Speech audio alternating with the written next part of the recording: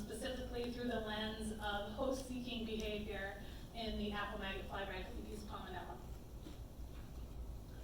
So when studying the neural basis of behavior and its role in evolution, insects are particularly good models because what they need and what they want and how they behave centers around relatively simple behaviors that we can break down basically into this circle up here. So they need to mate, or they need to find a mate so that they can lay eggs, so that those eggs can hatch, the larvae can eat, they can grow up into adults, they can then mate and lay eggs and start the whole cycle over again.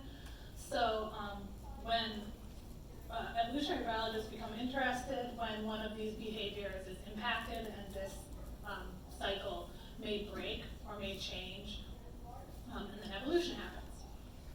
So we can study behaviors by identifying cues that attract insects, for instance, to hosts, to mates, and then start breaking down the neural basis of that behavior.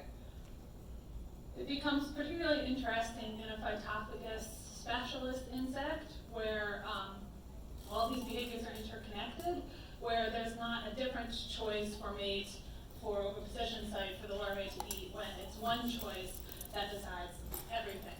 So many phytophagous specialists mate only on or near their host plant. They then lay eggs directly into that host plant. The eggs hatch, the larvae grow up within the fruit or on the leaves and eat only that host plant. And their growth is also constrained by the predatory forces and the climactic forces all around that host plant. So their whole life cycle is centered on this host plant. And when the choice for host plant changes, speciation can happen. Reproductive isolation is induced by the choice of a separate host plant, where they're exposing their next generation to specific selective pressures. And they are also engaging in assorted mating just by default because they mate only on or near the host plant that they're specialized for. So I'm going to be studying this all-important host choice and the neural basis for that host choice in a well-known specialist. So Rhagoletis is a genus of specialists native to North America. And as you can see, they specialize on a wide variety of plants and have diverged to be adapted specifically for these different host plants. I looked at the most recently diverged apple and hawthorn races, Rhagoletis pomonella. Because they're so recently diverged and gene flow still occurs between them, any change between them is likely to be a result of what is causing them to diverge rather than some neural change, some behavioral change that has accumulated in the time since the divergence. So Rhagoletis pomonella has been called an example case of rapid ecological speciation in action. About 150 years ago, or 170 years ago, it was noticed that they underwent a host shift. So the fly infests native downy hawthorn, but apples were introduced from Europe. They underwent a host shift onto apple, and since then, the host-associated divergence has accumulated, so we can find genome-wide allele frequency differences between fly populations infesting apple and fly populations infesting hawthorn. There are differences in eclosion time and diapause dynamics associated with apple, which fruits almost a month earlier than hawthorn. And then there's what I'm concerned with is the strong behavioral preference for the natal host, as well as avoidance behavior for the non-natal host. So the way to study this attraction avoidance behavior in the lab is through flight tunnel testing. So we've done that. Our collaborators have done that. And we also studied it in the field with sticky traps created with various odors just to get a handle on how this works and to identify the specific cues that cause the behavior. So through all those behavioral assays, we've identified the chemicals that attract apple and hawthorn flies. So the chemical's valence depends on the host race. So something that attracts a hawthorn fly may be repellent to an apple fly because of the strong reproductive isolating barrier that has now come up to keep these races on paths of divergence. So basically what this means, and and why those two odors were highlighted is for hawthorn flies, butylhexanoate is a major apple volatile, but it happens to be a major repellent to hawthorn flies. If you add it to their blend, they're going to then avoid hawthorns if you perfume a hawthorn with butylhexanoate. And vice versa with apple flies. The same chemical that is so attractive to hawthorns that if you remove it from their blend, they will no longer be attracted to the hawthorn. If you add it to an apple fly loses that attraction. So to really get into the details of the neurological changes driving this really strong change in attraction avoidance behavior in the flies, I have to give a hopefully brief overview of the insect olfactory system, which isn't quite as complicated as it looks when we break it down. So if we break it down to first the peripheral level, insects smell with their antenna. The antenna is their nose. On the antenna are these little hair-like structures called sensillum. Sensillum. And inside each sensilla is stereotyped groupings of olfactory response neurons. These have protein receptors that bind odors in a specific way.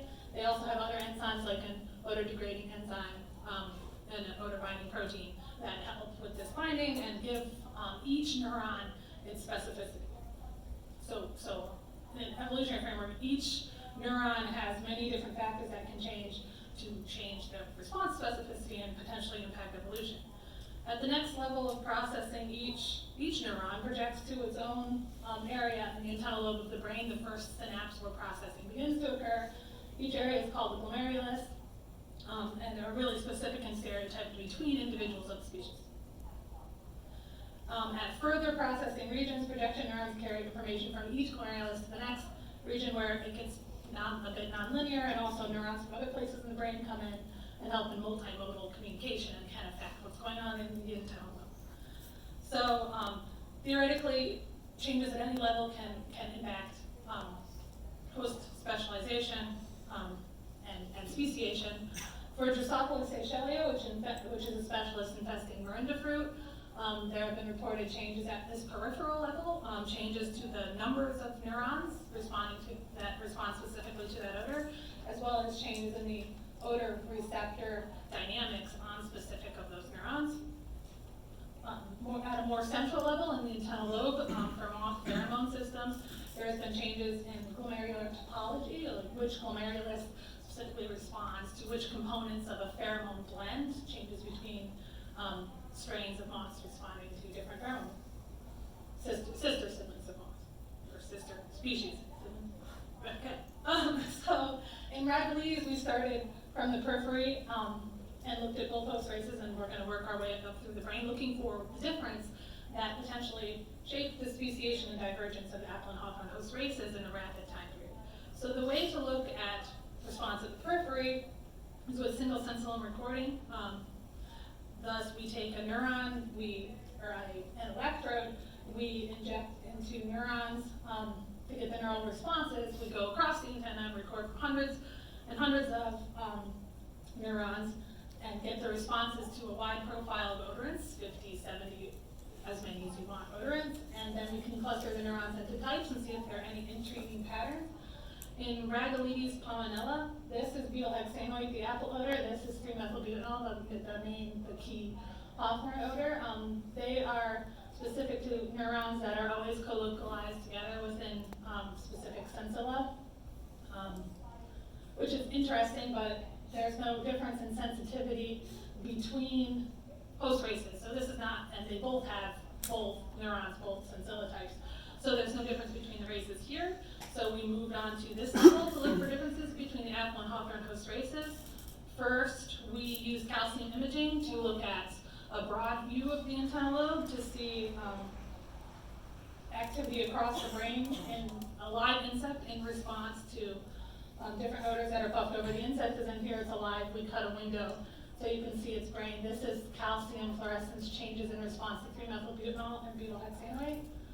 Our results were that indeed in hawthorn flies, the response is much more intense to 3-methylbutanol, the hawthorn odor, than butylhexanoate, and it's the opposite in apple flies. when you calculate a difference index, this is a significant difference in response, fluorescence, intensity between apple and hawthorn flies. But we wanted to know a little bit more about the mechanism of this difference in the antennal lobe, so we, focusing specifically on those olfactory neurons at the periphery that respond to these volatiles, we traced traced them to their glomeruli in the antennal lobe. So we were going through this antennal lobe to trace where neurons go in specific glomeruli in the antennal lobe. So this is done with the same basic principles of single sensillum recording, but we fill the electrodes with dye and we inject after we record and identify the neurons. This allows us to do some dye fills and figure out the locations where those specific neurons project into the brain. So this, of course, turns out to be the same between apple and hawthorn flies, but it can't actually tell us if there's a difference between the races because we have co-localized neurons, so it stains both of them. So it's the same set between the races, but we don't know in apple flies and hawthorn flies which glomerulus corresponds to which volatile, and if that's potentially different. So the next place to look for an answer to that question is to do a dye fill instead of the projection neurons, which specifically correspond to one glomerulus. So you inject dye into one projection neuron and then you stain one glomerulus and you can get the response specificity for that glomerulus. So when we did that with hawthorn flies, projection neurons responding to butyl-hexanoate, which is the apple odor, were located in that glomerulus. For apple flies, the specificity instead, when we've got these projection neurons responding to butyl-hexanoate, are in these two glomeruli. And you can probably expect where this story is going. In hawthorn flies, the hawthorn odor is instead in those two glomeruli. In apple flies, the hawthorn odor is now in that glomerulus. So this glomerulus is the odor that's repellent to apple flies, whereas these glomeruli are attracted to hawthorn flies, and it's opposite for the previous. So what we have here is repellent odors are different for each fly, but processed in the same glomerulus, and attractive odors are processed here, but of course they've switched between the flies. So this is actually extremely similar to the case in the European cornborer moth, except they, of course, are using pheromones, and the pheromone blend ratio has changed. So you can see where their glomeruli are very large, devoted to pheromone communication, but for the different strains, which are sister species, it has just completely reversed between the strains, just like it has reversed between our host races of apple and hawthorn flies.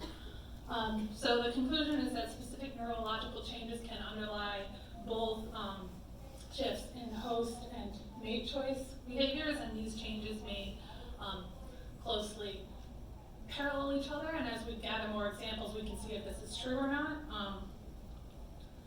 And at least for Phytophagous specialist insects, these neurological changes become even more important because it's that one choice that makes up their whole life. They don't have a different behavior to pick a mate, to pick an oviposition site, to pick where their larvae don't get to pick what they eat or where they grow.